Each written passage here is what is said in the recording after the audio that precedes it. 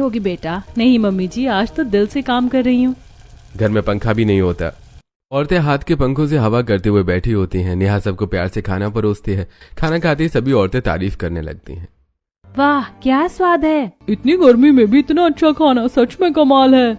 खाने के बाद सभी औरतें नेहा के छोटे से गार्डन में खड़ी होती हैं और उसकी क्रिएटिविटी देखकर हैरान रह जाती हैं।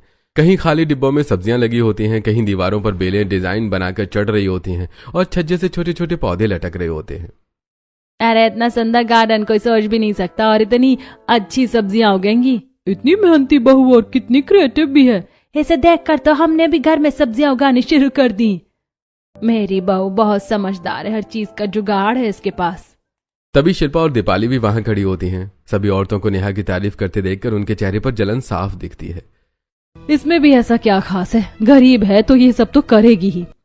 कर तो मैं भी लूं, लेकिन इतनी गर्मी में मुझे बहुत आलस आता है। सुबह से ही शिल्पा बड़े मॉल में घूम रही होती है। हर शेल्फ से ब्रांडेड और पैकेट वाला सामान उठाती जा रही होती है। Imported sauces, ready to cook items, frozen snacks. आज मैं ये नई डिश ट्राई करूंगी, देखना कितनी बढ़िया बनेगी। लेकिन घर में जब भी वो खुद खाना बनाती है स्वाद वैसा नहीं आता और घर वाले अक्सर परेशान हो जाते हैं। पता नहीं इतने महंगे सामान के बाद भी खाना इतना फीका कैसे बनता है। अरे छोड़ो मम्मी, कम से कम इसने ट्राई तो किया। घर में शिल्पा के सास ससुर की एनिवर्सरी होती है। पूरे घर में लाइट्स चमक रही हैं और पड़ोस के सभी लोग आमंत्रित हैं। रसोई में 3-3 शेफ काम कर रहे होते हैं। गैस पर कई तरह के व्यंजन बन रहे हैं। खुशबू पूरे घर में फैल रही होती है। बाहर छोटे छोटे डाइनिंग टेबल पर 4-4 लोगों के ग्रुप बैठकर बातें कर रहे होते हैं। शिल्पा रसोई में एसी की ठंडी हवा में खड़ी होकर बस आदेश दे रही होती है, खुद हाथ भी नहीं लगा रही होती है। तुम इसमें थोड़ा सोया सॉस डालो और प्रेजेंटेशन भी क्लासी होनी चाहिए।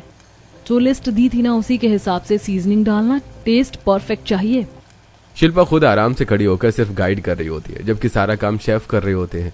जैसे ही ताजा ताजा खाना बनकर गेस्ट के पास पहुंचता है, सभी औरतें खुश होकर बातें करने लगती हैं।